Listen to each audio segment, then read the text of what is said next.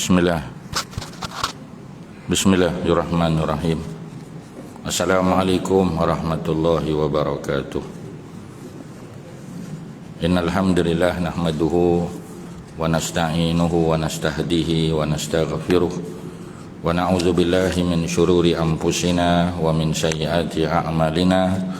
May yahdihillahu fala mudhillalah wa may yudlil fala hadiyalah. Asyhadu an la ilaha illallah wahdahu la syarikalah wa asyhadu anna Muhammadan abduhu wa rasuluh. Subhanaka la ilma lana illa ma 'allamtana innaka antal alimul hakim. Rabbi shrah li sadri wa yassir li amri wahlul 'uqdatam min lisani yafqahu qawli. Wala haula wala quwwata illa billahil aliyyil azim. Tuan-tuan muslimin muslimat, mudah-mudahan kita sama-sama dirahmati oleh Allah Subhanahu wa taala. Jadi malam ni kita sambung saja ya ayat yang kita sudah lalui pada bulan lepas, surah Ghafir ya, surah Ghafir, surah yang ke-40, dikenali juga sebagai surah Mukmin ya, ada dua nama dia, surah Ghafir ataupun surah Mukmin. Surah yang bernombor 40 ya, daripada senarai 114 surah. Jadi surah Ghafir surah yang ke-40, termasuk surah-surah yang turun di Mekah sebelum hijrah Nabi SAW. Jadi macam mana kita nak tahu dia surah Mekah ya? Yang pertama, surah ini pendek-pendek ya, ayatnya tidak terlalu panjang. Ada ayat yang panjang juga ya, tapi kebanyakannya pendek-pendek, dan ayatnya merujuk kepada persoalan keimanan ya. Jadi kalau tuan-tuan baca mana-mana surah dalam Quran, dan dalam surah itu dibincangkan persoalan rukun-rukun iman ya, ada cerita beriman kepada Allah, cerita beriman kepada malaikat, cerita beriman kepada nabi-nabi dan rasul, beriman kepada qada dan qadar, beriman pada hari kiamat. Tu cerita syurga neraka ya, hari kiamat, titian sirat ya, itu semua adalah cerita-cerita surah yang turun di Mekah, maknanya sebelum hijrah Nabi. Jadi surah ini seperti mana kita sudah ketahui, dia antara satu surah daripada 7 surah dalam Quran yang bermula dengan huruf muqatta'ah ya, huruf potong ya, ha dan mim.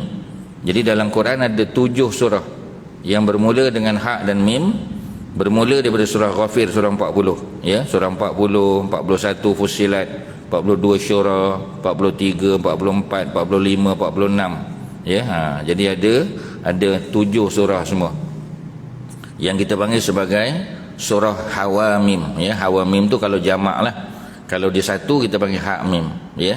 Jadi surah Ghafir salah satu daripada surah Hamim di dalam rangkaian surah-surah Hawamim ya.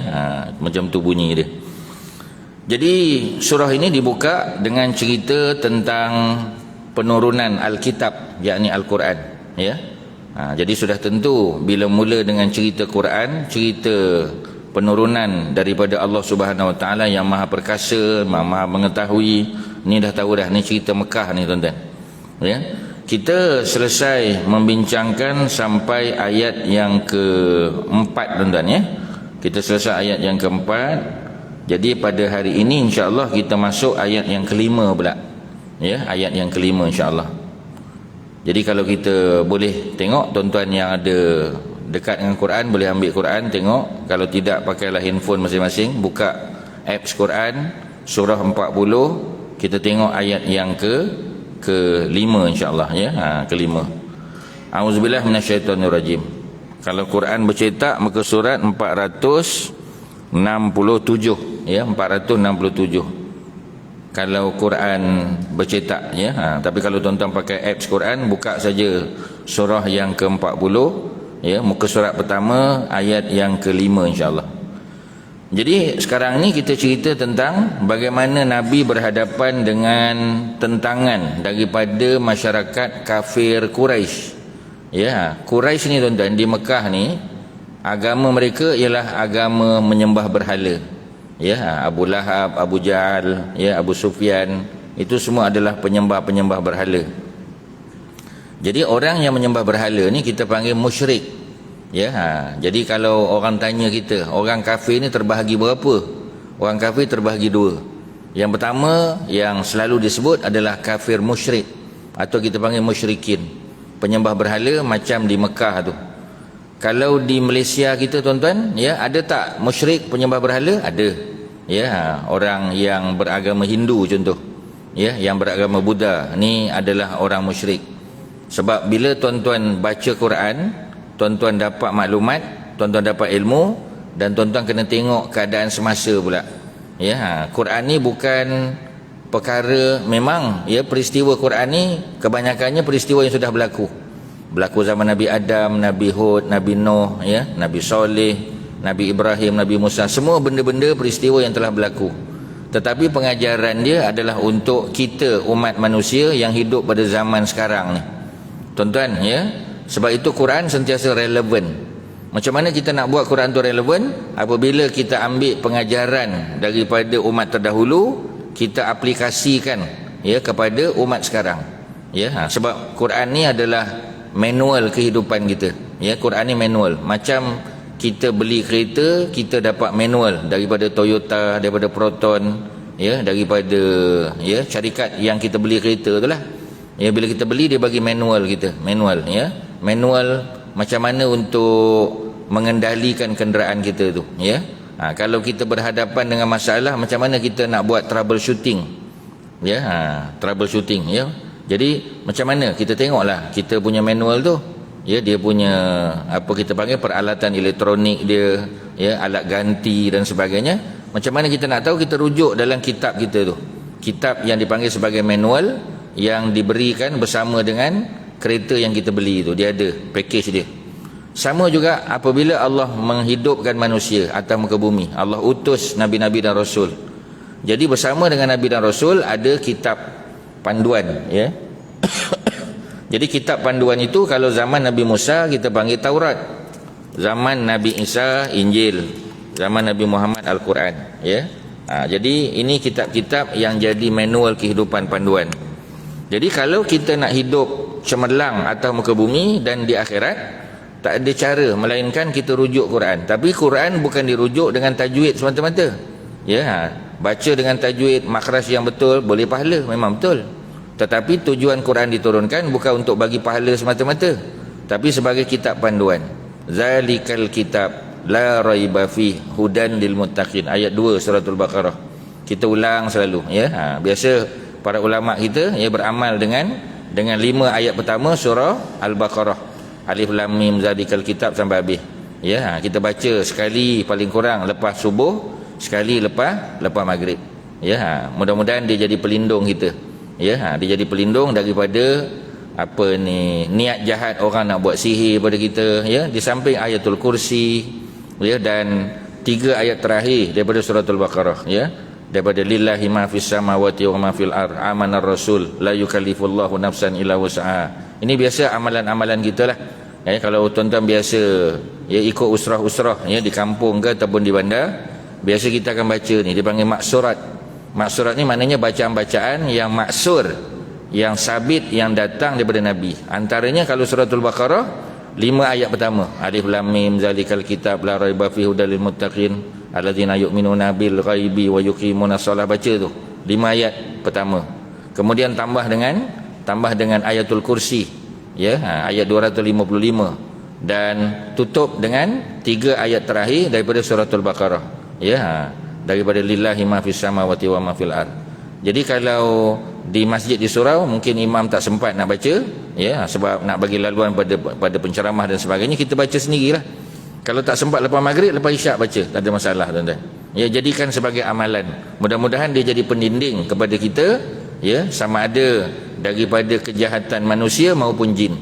A'udzubika limatillahi tammati min syarri ma khalaq. Aku berlindung kepadamu, wahai Allah, ya, dengan kalimah-kalimahmu yang tinggi, yang hebat, yang apa kita panggil, yang apa ni kita panggil istilahnya, yang tinggilah, ya, tinggi nilainya, ya, tinggi bahasanya, ya, min syarri ma khalaq, daripada kejahatan ma khalaqa, ya, apa yang Allah telah cipta, sama ada jin maupun syaitan maupun manusia. Jadi bila kita baca 3 grup ayat suratul Baqarah tadi, ya, maka mudah-mudahan jadi pelindung bagi kita, tuan-tuan. Itu amalan yang kita kena buat lah, ya, terutamanya nak masuk Ramadan dah. Jadi amalan-amalan sunat yang mungkin bulan-bulan lain kita kurang buat, ya, dalam bulan Ramadan kita tambah. Tapi nak buat pada bulan Ramadan, dia kena mula daripada bulan Syaban lagi, ya, lebih baik daripada bulan Rejab lagi, ataupun memang setiap masa kita baca, ya, lepas solat kita jadikan amalan. Kalau imam tak sempat baca, kita baca sendiri, ya. Kalau tak sempat lepas maghrib, lepas isyak, ataupun seterusnya, ya. Macam tuan-tuan dah biasa baca surah Suratul Muluk, ya, tiap-tiap malam, lepas pada isyak baca. Kadang-kadang mungkin malam tu tak sempat ke ada urusan apa, walaupun di masjid surau tak sempat baca, di rumah baca. Dalam perjalanan, ya, kalau tak hafal, buka CD dengar, ya, ikut, lama-lama dapat tuan-tuan. Dia jadi amalan harian kita, ya. Sebab kalau sesuatu amalan tu kita tak mulakan, sampai bila nak mula? Ya, kita nak tunggu apa tuan-tuan? Nak tunggu kita sakit terlantar di hospital? Nak tunggu kita jatuh tak boleh nak berjalan, nak solat di masjid surau? Bila kita nak tunggu? Jangan, ya, jangan tunggu-tunggu tuan-tuan, ya. Kerana amalan dia tidak menunggu kita. Kitalah yang bergantung kepada amalan daripada Allah Subhanahu Wa Taala dan Rasulnya. Okey, ya, itu mukadimah saya. Jadi ayat yang kelima, Allah bagi tahu apa? Allah kata kazzabat qablahum qaumun nuhin. Ya, Allah kata Muhammad, kalau orang Quraisy Mekah, ya, menentang engkau, mereka tak mau terima ajaran tauhid. Mereka tak nak terima tauhid tu, ya. Mereka tak nak terima ajaran menyembah Allah yang Maha Esa. Mereka nak sembah berhala juga. Ketahuilah bahawasanya dulu zaman Nabi Allah Nuh, ya, Nabi Nuh ni rasul yang ketiga tuan-tuan. Ya, selepas daripada Adam dan Idris, Nabi Nuh ni rasul yang ketiga. Dia bukan nabi yang ketiga, ya, rasul yang ketiga. Sebab nabi sebelum daripada Nabi Nuh tu ada lagi nabi-nabi lain. Ya, zaman Nabi Adam sebagai contoh. Ya, zaman Nabi Adam ada tak nabi lain? Ada. Ya, siapa dia tuan-tuan? Zaman Nabi Adam, nabi lain tu ialah anak Nabi Adam. Ya, namanya Syis. Ya, kita mungkin tak biasa dengar. Tapi kalau tuan-tuan baca dalam kitab tafsir Ibnu Katsir, dalam kitab Qasas Al-Anbiya Ibnu Katsir, ya, tuan-tuan akan jumpa Allah telah melahirkan salah seorang daripada anak Nabi Adam itu, namanya Syis, dan beliau adalah juga seorang nabi. Tetapi yang jadi rasul Nabi Adam lah, dia nabi saja, Syis tadi. Ketika Allah perintah Nabi Adam untuk bina Kaabah, ya, Nabi Adam bina Kaabah, manusia pertama yang bina Kaabah Nabi Adam. Tuan-tuan jangan kata Nabi Ibrahim. Nabi Ibrahim rasul nombor 6, Nabi Adam nombor 1. Ya, Nabi Adam lah yang bina. Nabi Ibrahim bina semula. Kerana pada zaman Nabi Nuh berlaku banjir besar, kan? Tuan-tuan, betul tak banjir besar berlaku? Jadi bila banjir besar berlaku, runtuh Kaabah tu.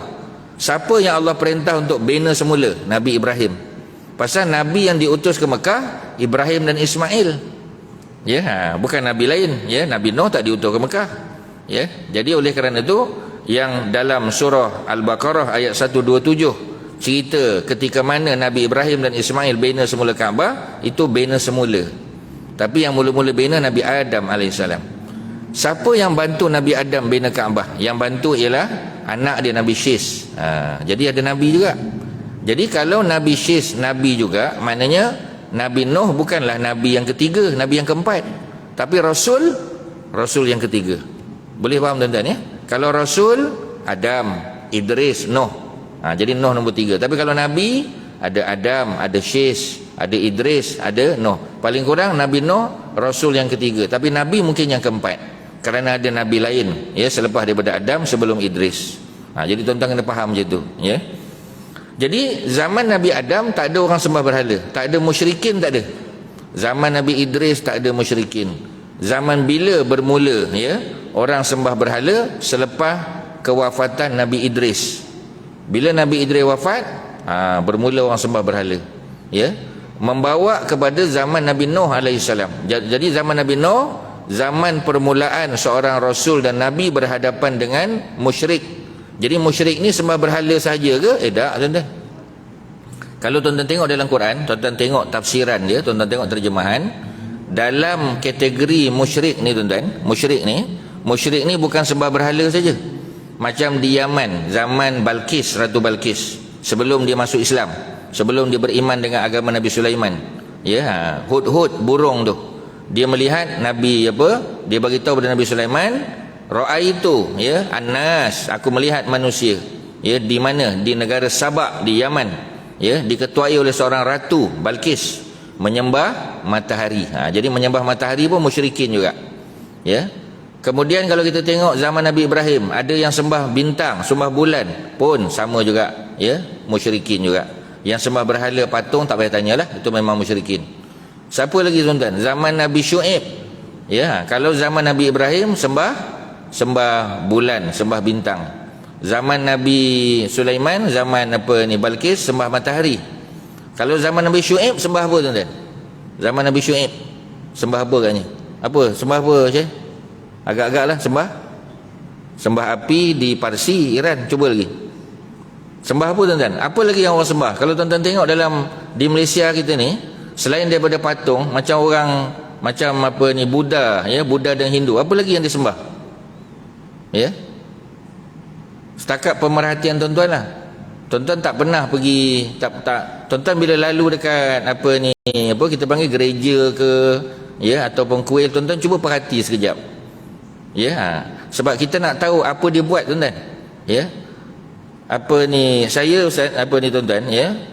Ustaz selalu bawa jamaah pergi buat kembara ilmu. Ya, antaranya kita pergi ke negara-negara yang ada umat Kristian. Contoh kalau di Palestin contoh. Ya, antara tempat yang kita masuk di Palestin tu adalah gereja yang disebut tempat Nabi Isa dilahirkan.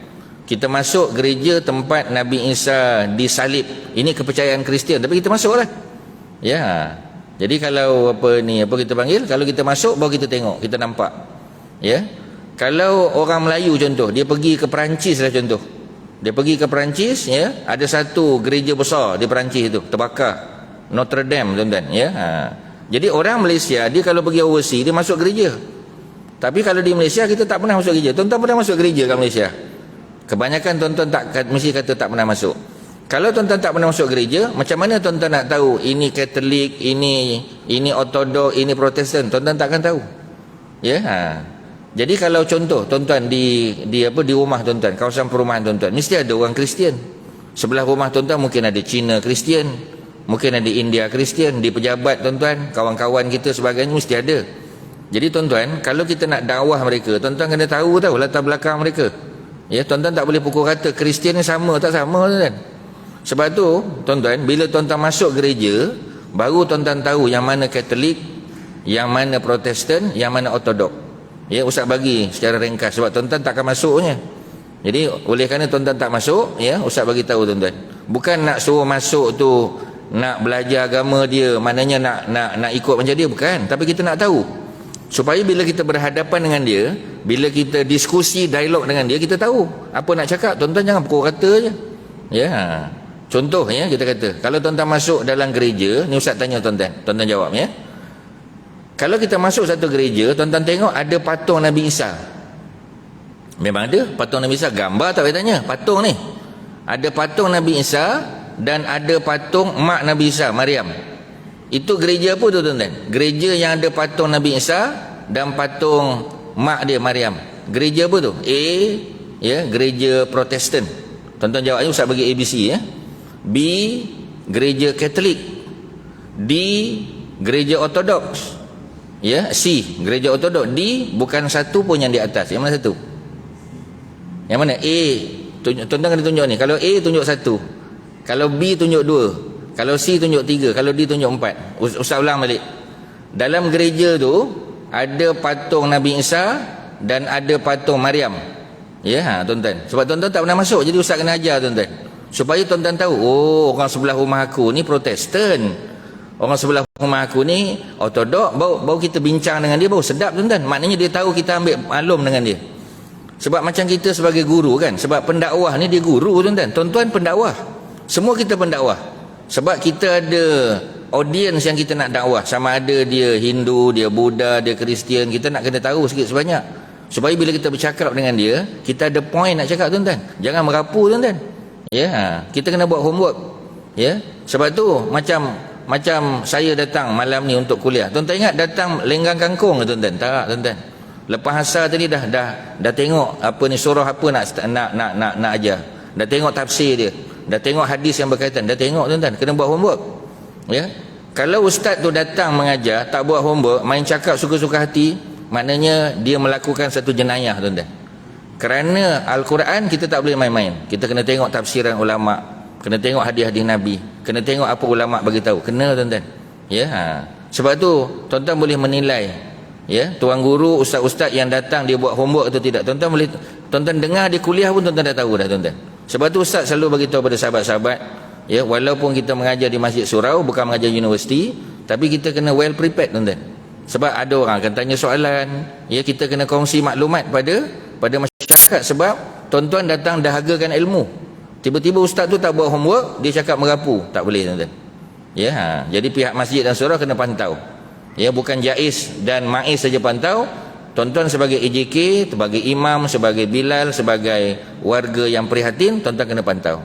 Kena bagi teguran, tuan-tuan. Kena bagi. Tapi secara yang penuh hikmah lah. Ya, sebab kadang-kadang ustaz tu tak tahu apa nak mengajar pun.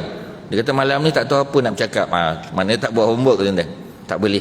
Kalau kita mengajar universiti, kita buat homework. Kalau kita mengajar Masjid Surau, sama, tuan-tuan. Okey, balik pada cerita tadi, ya. Jadi kalau kita masuk gereja tu, kita dapati ada dua patung. Patung Nabi Isa pun ada, patung Maryam pun ada, ya. Itu gereja apa, tuan-tuan? Gereja apa? Gereja apa tadi? Protestan.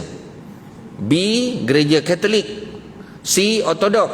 D, bukan satu pun yang di atas. Yang mana satu? 1, 2, 3 ke 4? Yang mana, tuan-tuan? Tak nampak? Nombor 3. Nombor 3 Ortodok. Nombor 2 Katolik. Ya, jawapannya Katolik, tuan-tuan. Kalau tuan-tuan masuk gereja, ada dua patung besar Katolik. Ya. Katolik ni kalau kat Malaysia, bangsa apa yang banyak Katolik ni, tuan-tuan? India ke, Cina ke, Bengali ke, apa, tuan-tuan? India, tuan-tuan. Tuan-tuan kena tahu, kalau India biasanya kebanyakannya Katolik. Kalau tuan-tuan, tapi itulah tuan-tuan duduk Kota Damansara ni, mungkin tuan-tuan tak. Kalau tuan-tuan pergi ke Elmina, tuan-tuan tahu Elmina? Bukan Elmina kawasan housing estate. Ni kawasan estate. Estate Elmina, bukan housing estate. Housing estate sebelah tuan-tuan je. Ya, bukan kawasan perumahan baru Elmina, bukan. Ya, ini estate di Elmina. Elmina tu nama estate, tuan-tuan. Ya. Dia dekat dengan pintu masuk apa ni, Saujana Utama. Depan tu ada kampung India. Tuan-tuan tengok, ada dua gereja kat situ, tuan-tuan.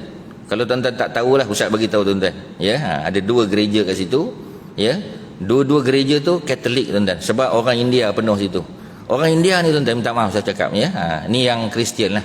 Yang masuk Islam, yang apa kita panggil, yang lembut hati menerima Islam, alhamdulillah. Tapi kalau yang India ni, tuan-tuan, ya, dia bila masuk Katolik je berubah, tuan-tuan. Pasal nama dia, asalnya nama dia Arumugam.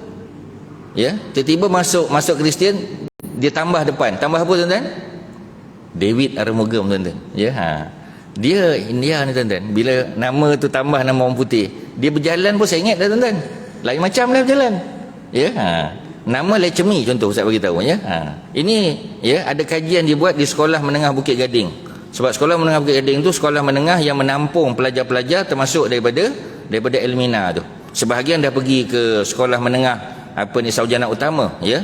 Tapi kerana Saujana Utama tu padat penduduk dia, sebahagian masih lagi bersekolah di Sekolah Menengah Bukit Gading. Sebelah pada Balai Polis Sungai Pelong. Kalau tuan-tuan pergilah ziarah sekali-sekali. Ini cuti sekolah, pergilah berjalan, tuan-tuan.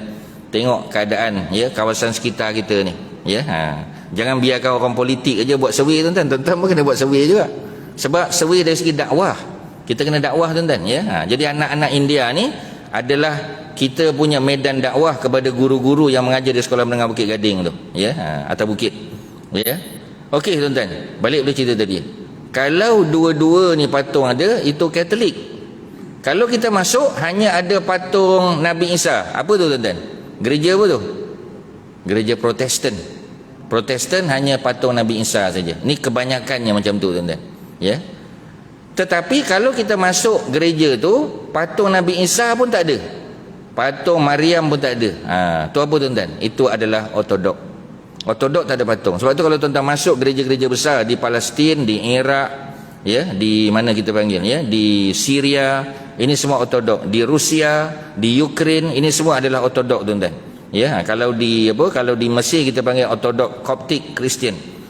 Kalau tuan-tuan masuk dalam gereja dia, tak ada patung. Gambar ada, patung tak ada. Ya, kalau di Mesir tu tuan-tuan, khutbah, ya, dia punya khutbah hari Jumaat, kita hari Jumaat, dia hari Ahad. Khutbah dia bahasa Arab, fusaha tuan-tuan, standard Arabik. Ada siaran langsung pula dalam TV, dalam channel apa ni Mesir tuan-tuan. Ya, macam kalau di negara orang putih, di US contohnya, hari Ahad kita boleh dengar dia punya apa? Khutbah dia hari Ahad live. Seperti mana kita dengar khutbah Jumaat live, mereka pun sama tuan-tuan. Kalau di Mesir tuan-tuan dengar khutbah dia, tuan-tuan ingat macam kuliah kat mana tuan-tuan? Ingat kuliah kat masjid. Rupanya yang bercakap tu dia punya padri. Sebab dia orang Arab. Ya, sebab itu ya, zaman Dr. Mursi menjadi presiden tuan-tuan, ya, sebahagian daripada anggota parti dia adalah daripada Ortodok Kristian. Ya, yang cenderung dan yang menyokong perjuangan Dr. Mursi. Ya, sampailah Dr. Mursi di apa kita panggil digulingkan. Ya, dan meninggallah, ya, almarhum rahimahullah. Mudah-mudahan ya Allah rahmat pada dia tuan-tuan. Banyak sumbangan dia pada masyarakat Mesir walaupun tak lama jadi presiden. Okey tuan-tuan ya. Jadi itu cerita penyembah berhala. Ustaz tanya tuan-tuan tadi, tuan-tuan belum dapat jawab. Kalau Ratu Balqis orang Yaman sembah matahari. Kalau zaman Nabi Ibrahim selain daripada sembah berhala, mereka juga sembah bintang, sembah bulan. Ya. Kalau orang Parsi sembah api kan? Kalau zaman Nabi Syuaib sembah apa tuan-tuan? Agak-agak lah sembah apa? Apa lagi? Sembah pokok tuan-tuan. Sebab itu zaman Nabi Syuaib, ya, antara masyarakat yang duduk di bawah dakwah Nabi Syuaib kita panggil Ashabul Aikah.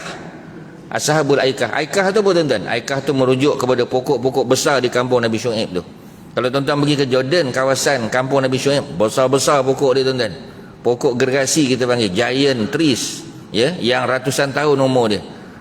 Zaman Nabi Syuaib tu sebahagian mereka, ya, mereka menipu dalam timbangan, al-mutaffifin. Kalau berniaga menipu. Kalau mereka apa ni beribadah, mereka sembah pokok. Pantang nampak pokok besar je sembah. Cuba tuan-tuan tengok ya, orang Hindu biasanya, orang Buddha, dia letak tokong dia bawah pokok tuan-tuan. Kita orang Melayu pun percaya, ya. Bila kita lalu kawasan pokok, ya, bawah pokok, apa tuan-tuan cakap masa kecil-kecil dulu? Ya, datuk, nenek, cucu tumpang lalu. Bila pula datuk nenek kita kat situ tuan-tuan? Ya, mana yang nak bagi tahu, ya? Kita punya percaya tuan-tuan. Ya.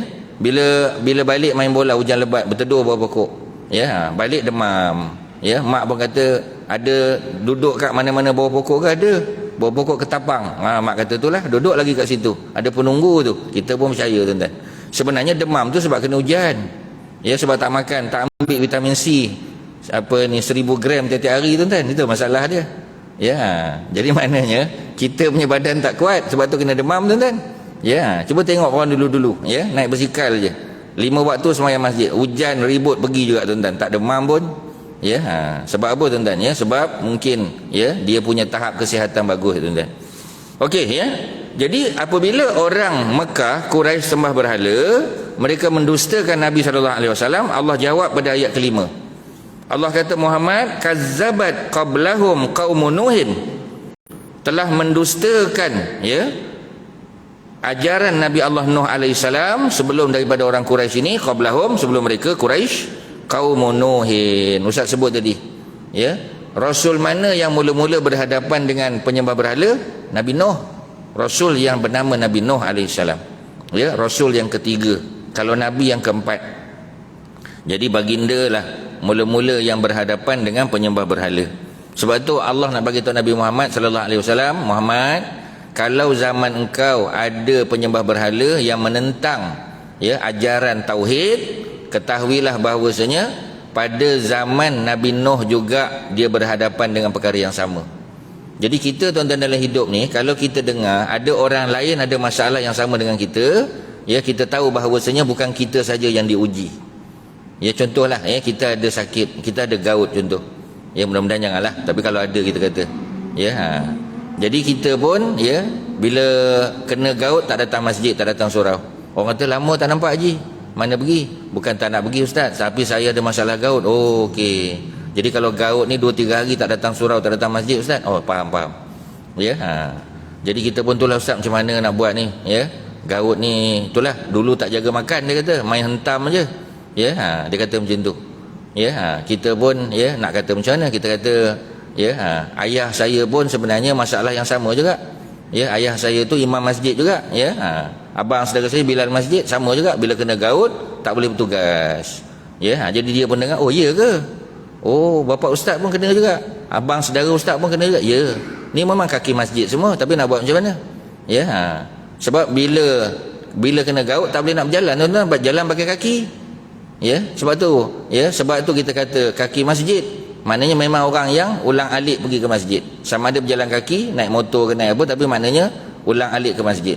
Tetapi bila kena gaut tak boleh. Jadi orang yang dengar tuan-tuan, dia kata, oh macam tu ke? Oh, maknanya bukan saya seorang lah kena gaut, ramai lagi kena gaut tuan-tuan. Maknanya kita rasa macam bukan aku je seorang. Sama macam Nabi Muhammad sallallahu alaihi wasallam. Bila Allah bagi tahu Nabi Nuh dan umatnya juga, ya, umat Nabi Nuh juga menyembah berhala, berhadapan dengan Nabi Nuh, menentang Nabi Nuh, dakwah Nabi Nuh, mana Nabi Muhammad tahu rupa-rupanya bukan umat musyrikin Mekah saja.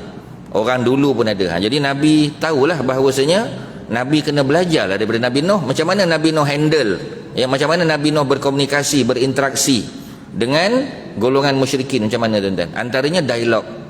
Tuan-tuan ingat tak Nabi Ibrahim? Ketika Nabi Ibrahim dakwah, dia berdialog. Bila dialognya tak boleh diterima, maka dia merancang untuk musnahkan berhala tu. Habis kan, semua berhala dimusnahkan. Tinggal satu yang besar kan. Dia pakaikan kapak tu di tengkuk yang besar tadi. Jadi bila bapa saudara dia tuan punya kilang tu tuan-tuan, kilang buat berhala dengan para pekerja dia, ya. Mereka datang, ya, balik daripada festival yang dibuat oleh raja. Mereka dapati, terkejut mereka sebab habis berhala yang mereka dah buat tu, habis semua tuan-tuan. Yang tinggal yang besar aje. Ya, Nabi Ibrahim pun, ya, berdialog dengan mereka. Ya, dia tanya Nabi Ibrahim, sebab Nabi Ibrahim tak pergi, dia seorang tinggal di kilang tu. Sebab Nabi Ibrahim dibesarkan oleh bapa saudaranya. Bapa saudaranya tuan punya kilang berhala tuan-tuan. Ya, tapi tuan-tuan jangan petikai pula, oh kalau macam tu Nabi Ibrahim besar makan duit jual berhala lah. Memang tuan-tuan. Ya, Nabi Musa pun sama. Nabi Musa besar makan duit Firaun. Pasal dia besar di istana. Tapi boleh tak tuan-tuan kata, oh patutlah Nabi Musa ni makan duit rasuah, ya, duit kekerasan, duit macam-macam tuan-tuan yang dibagi oleh Firaun. Nabi Ibrahim makan duit jual berhala. Oh kalau macam tu susahlah tuan-tuan. Sebab tu para ulama kata, kalau anak tu, ya, dia makan duit hasil bapak dia, yang berdosa, yang jahat bapak dia. Anak dia tak berdosa tuan-tuan. Melainkan anak dia tahu. Melainkan anaknya sudah dapat hidayah sebagai contoh, boleh berdikari. Sebab tu kena keluarlah. Ya, sebab tu Allah buat Nabi Ibrahim kena tinggalkan bapa angkat dia kalau setelah dakwah tak berjaya. Nabi Musa sama tuan-tuan. Allah tak biarkan Nabi Musa terus duduk di istana. Ya, kerana kita tahulah istana Firaun pada masa tu bergelumang dengan benda-benda yang tak elok tuan-tuan. Ya, tu cerita dia. Okey, kita habiskan ayat ni tuan-tuan. Jadi kaum Nabi Nuh tolak agama tauhid. Wal ahzab, begitu juga dengan kumpulan lain min ba'dihim, selepas mereka. Maknanya selepas Nabi Daud tu, selepas Nabi Nuh rasul yang ketiga tadi kan, masuk zaman Nabi Hud yang keempat pun ada menyembah berhala. Masuk zaman Nabi Soleh, kaum Samud pun ada sembah berhala. Zaman Nabi Ibrahim pun ada sembah berhala. Zaman Nabi siapa lagi tuan-tuan? Zaman Nabi-Nabi yang datang kemudian, Nabi Lut, Nabi Ismail clear lagi. Selepas Nabi Ismail wafat, dah mula dah orang sembah berhala di Mekah. Ya, zaman apa lagi tuan-tuan kalau kita tengok, ya, zaman Nabi-Nabi yang datang kemudian, zaman Nabi Syuaib, zaman Nabi Musa di Mesir, zaman Nabi Harun. Maksudnya Allah nak bagi tahu Muhammad, bermula daripada zaman Nabi Nuh yang orang sembah berhala, diikuti pula oleh wal ahzabu min ba'dihim, dan kumpulan-kumpulan lain yang menentang Nabi-Nabi dan Rasul yang datang selepas mereka, yakni umat Nabi Allah Nuh AS. Maknanya kebanyakan umat ni musyrikin tuan-tuan, sembah berhala ataupun sembah api, sembah apa kita panggil, ya, sembah matahari, sembah bintang, sembah pokok, macam-macam disembahnya tuan-tuan. Ya, wa hammat kullu ummatin bi rasulihim. Ya, dan setiap umat yang hidup pada zaman tersebut, zaman Nabi-Nabi tersebut, mereka semua ada keinginan, ya, untuk apa tuan-tuan? Untuk lawan dengan Rasul mereka. Kalau zaman Nabi Nuh, lawan dengan Nabi Nuh. Kalau zaman Nabi Hud, lawan dengan Nabi Hud. Ya, zaman Nabi Hud tuan-tuan, orang pandai-pandai. Ya, zaman Nabi Hud ni kaum Ad. Kaum Ad ni tuan-tuan, kebanyakan daripada mereka ini mempunyai kepakaran dalam bidang architecture. Ya, kalau tuan-tuan arkitek, tuan-tuan tahulah kemahiran membina bangunan besar-besar, tuan-tuan. Ya, bangunan besar dibina. Sebahagian mereka adalah arkitek, ada yang jadi civil engineer, structure, tuan-tuan. Ya, ada yang kontraktor kelas F pun ada, tuan-tuan. Maknanya nak bagi tahu orang construction. Ya, orang pandai-pandai, orang bijak-bijak, tuan-tuan. Ya. Tapi macam tadilah, sekadar pandai bijak buat bangunan tapi tak sembah Allah, tak ada apa, tuan-tuan. Abu Lahab tu apa yang tak ada, tuan-tuan? Syarikatnya besar, pertanian yang dibuat di Taif. Ya, di Mekah tak ada pertanian, di Taif dia ada ladang. Ya. Kemudian ada ternakan binatang, perniagaan, apa lagi, tuan-tuan? Dengan Abu Lahab tu Bani Hashim, maknanya Abu Lahab ni mulia, tuan-tuan. Dari segi keturunan, dari segi harta mulia. Tetapi hartanya tidak memberi manfaat, keturunannya pun tak beri manfaat. Sebab itu dalam surah Al-Masad Allah kata apa, tuan-tuan? Allah kata ma aghna anhu maluhu wa ma kasab. Apa yang harta yang dimiliki oleh Abu Lahab dan apa yang dimiliki oleh apa kita panggil ya, oleh keluarganya, termasuk perniagaannya, tidak mendapat manfaat sikit pun, tuan-tuan. Jadi sayang, ya, tak ada guna. Ma aghna anhu maluhu, hartanya tak memberi manfaat, kerja-kerja ya pun tak dapat manfaat, tuan-tuan. Ya, itu dia punya ceritanya, tuan-tuan, ya. Jadi kita akan habiskan ayat ni, ya. Bagi laluan pada azan, insya-Allah kita habiskan ayat ni, insya-Allah. Ya.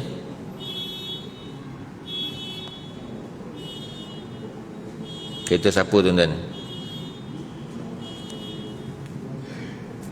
Alhamdulillah.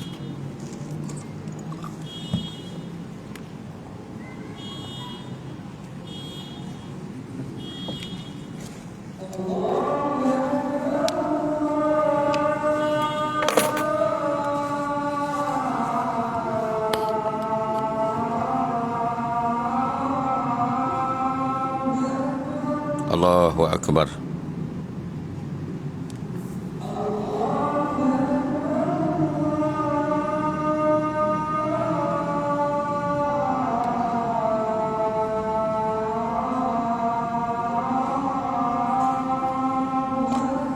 Allahu Akbar.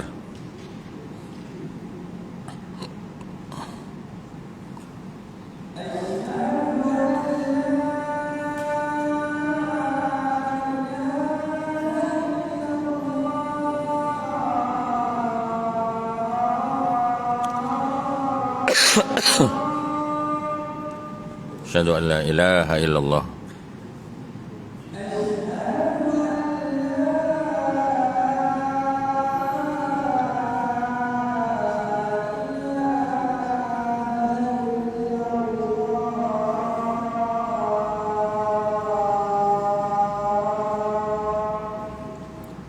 Asyhadu an la ilaha illallah.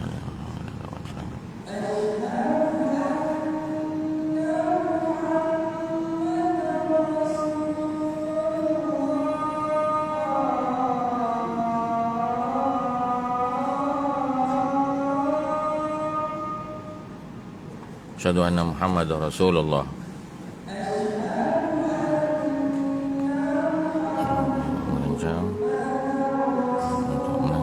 Untuk binasa Nabi.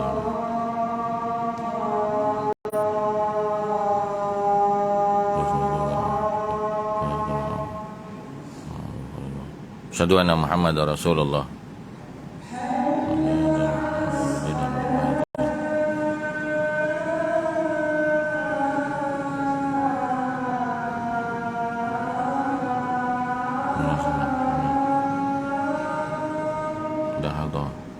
La haula wala quwata illa billah.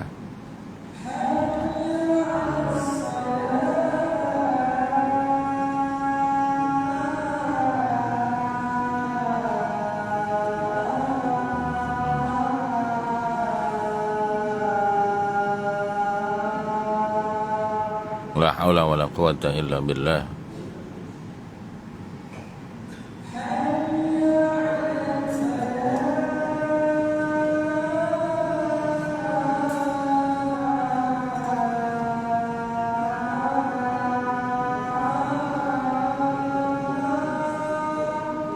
La haula wala quwata illa billah.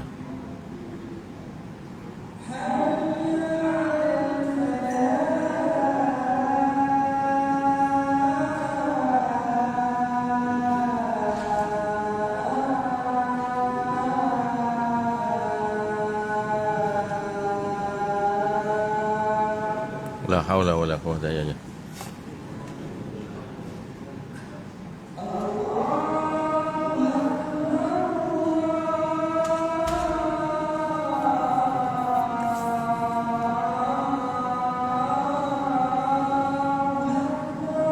Allahu akbar.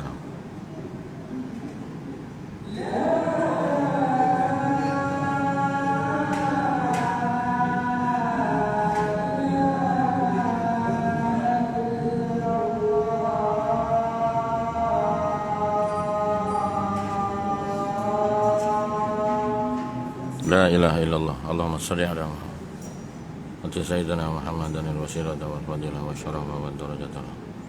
Nakala tukhriful mi'ad.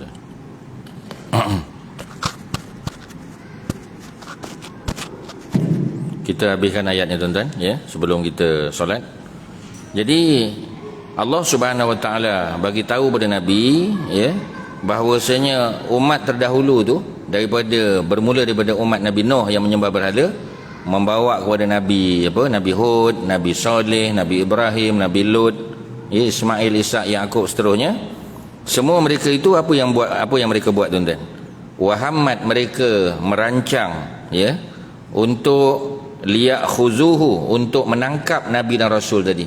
Macam Nabi Muhammad sallallahu alaihi wasallam nak ditangkap dan nak dibunuh. Ya, rumah Nabi dikeliling, dikepung oleh mereka tuan-tuan. Tak kurang daripada 12 orang.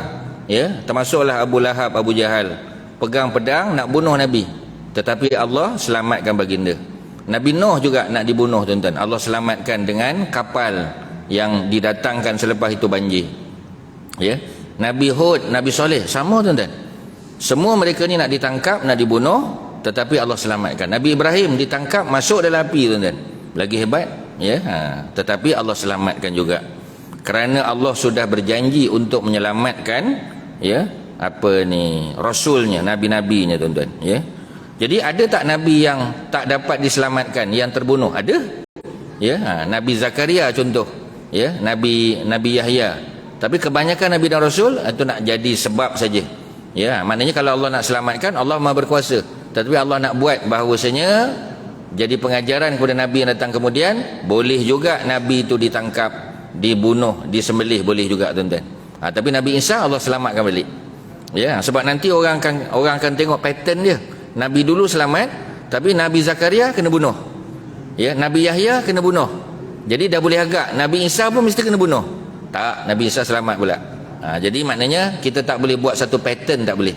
Kita tak boleh buat satu satu pattern yang mengatakan kalau dah seorang dibunuh yang lain dibunuh, tak boleh juga tuan-tuan. Ya, jadi maknanya Allah nak bagi ya kesedaran pada Nabi supaya Nabi banyak bersyukur pada Allah Subhanahu wa taala. Apa lagi tuan-tuan, ya? Jadi setelah ditangkap nak dibunuh, wajadalu bil batil. Bila mereka berdialog, berhujah, mereka hujah dengan batil. Sebab tu tuan-tuan, orang yang tak faham agama ni, buang masa kita berjidal dengan mereka. Kita berdebat dengan dia, buang masa tuan-tuan. Kita dakwah dia menggunakan logik akal. Pasal kita bawa ayat Quran dia tak percaya, bawa hadis tak percaya, ya. Sebab tu di Turki tuan-tuan, pendakwah kita di Turki, apa dia buat tuan-tuan? Kalau cerita ya Quran haramkan arak, tak mau terima tuan-tuan. Sebab tu akta ataupun enactment yang dibuat di Turki tuan-tuan, ya, bukan atas dasar agama. Memanglah atas dasar agama. Tapi bila nak berhujah dengan masyarakat yang tolak agama, yang tak sembahyang, kita bawa hujah Quran, tak mau terima tuan-tuan. Ya, kita bawa ayat, ya ayyuhallazina amanu innamal khamru wal maisir, katakanlah arak, judi, tenung nasib, sembah berhala tu rijsun, benda keji, min amali syaitan, tak mau terima dia tuan-tuan. Tetapi hujah yang digunakan adalah hujah persoalan keluarga, persoalan penceraian. Ya, suami-suami, lelaki-lelaki yang minum arak, tengok pergaduhan di kalangan keluarga. Ada yang berbunuh pun ada dalam keadaan mabuk, ada yang bakar rumah pun ada yang aksiden dan sebagainya. Maknanya hujah yang mereka guna ya untuk keluarkan enactment ataupun akta ya untuk membendung supaya arak ni tidak berleluasa, ialah dengan menggunakan hujah-hujah sosial, hujah-hujah kekeluargaan tuan-tuan, sosio keluarga. Maknanya bukan hujah daripada Quran dengan hadis semata-mata orang tak terima. Tak ada masalah tuan-tuan, asalkan orang boleh menjauhi perkara-perkara yang dikeji tadi. Tetapi bila kita berjidal ya dengan orang-orang musyrikin ini, wajadalu bil batil, mereka berjidal menggunakan kebatilan, liyudhidu bihil haq, tujuan mereka nak memusnahkan kebenaran. Mana boleh tuan-tuan, ya, yuriduna ayutfi'u nurallahi bi afwahihim wallahu yutimmu nurihi, ya, walau kari wallahu yutimmu nurahu, ya, Allah wallahu mutimmu nurihi. Kalau mutimmu nurihi, kalau yutimmu nurahu, baca dia, ya, ada dua bentuk dalam Quran. Walau karihal kafirun, orang kafir, orang musyrik, mereka nak memadam cahaya Allah, tetapi Allah terus menyempurnakan cahayanya walaupun dibenci oleh orang kafir. Tuan-tuan jangan bimbang, dakwah ni tuan-tuan, Allah tak tanya kita berjaya atau tidak, tapi Allah tanya buat kerja ke tak. Ya, ada buat ke tak ada buat, ya, berjaya atau tidak, bonus. Jadi makna tak ada masalah tuan-tuan, ya, kita dakwah saja, kita cakap, ya, kita dialog, tak ada masalah, walaupun dalam bentuk gurau-gurau, santai-santai, tak apa tuan-tuan. Sebab kadang bila kita serius, orang tak boleh terima, ya, santai tak apa, gurau-gurau tak apa, tapi ada mesej dakwah. Jangan buang-buang masa tuan-tuan. Orang sebelah rumah kita, ya, Hindu, Buddha, Kristian, dia duduk jadi jiran kita selama 15 tahun, 20 tahun, kita tak pernah cakap dakwah pun pada dia, tak boleh tuan-tuan. Kita bertanggungjawab, so kena buat. Di hujung apa tuan-tuan? Apabila orang kafir tadi nak tangkap, nak bunuh Nabi, ya, contoh Nabi Muhammad sallallahu alaihi wasallam, bila berdialog tak mau terima, bawa hujah yang batil, fa'akhastuhum, lalu kata Allah, aku seksa mereka, aku binasakan mereka. Di mana apa ni Abu Jahal, ya, apa ni Abu apa kita panggil lagi, ya, contoh kita panggil Utbah bin Rabi'ah dan sebagainya. Di mana Allah binasakan mereka? Dalam perang Badar. Perang pertama dah mati dah tuan-tuan. Cuba tuan-tuan bayang, macam orang main boxing lah tuan-tuan, macam wrestling, paling kurang biarlah, ya, kita kata pusingan ke-10 baru kalah. Ini pusingan pertama dah maut dah tuan-tuan. Abu Jahal pun mati pusingan pertama, ya, apa ni Umayyah bin Khalaf pun mati pusingan pertama, habis mati semua. Abu Lahab yang tak pergi perang, duduk di Mekah pun terkejut dengar kawan-kawan dia mati juga dia tuan-tuan. Maknanya hina sungguh mereka, pusingan pertama mati dah. Sebab itu Allah kata fa'akhastuhum, lalu aku telah binasakan siksa mereka. Fa kaifa kana iqab, maka cuba bayangkan, ya, betapa hebat, ya, hukuman atau balasan yang aku kenakan kepada mereka tuan-tuan. Itulah, ya, yang boleh kita sebut malam ni. Walaupun satu ayat, ada banyak benda tuan-tuan yang kita dapat pada malam ni. Mudah-mudahan ada peluang pada bulan-bulan akan datang, ya, mungkin selepas Ramadan kita sambunglah, ya, cerita tentang apa tuan-tuan, ya, tentang surah Ghafir, yang banyak lagi benda-benda menarik tuan-tuan. Ada doa-doa yang maksur, ya, kerana dia doa yang diamalkan oleh Nabi. Jadi sekadar itu, terima kasih atas perhatian tuan-tuan. Wassallallahu ala sayyidina Muhammadin wa ala alihi wa sahbihi wasallam. Alhamdulillahirabbil alamin. Assalamualaikum warahmatullahi wabarakatuh.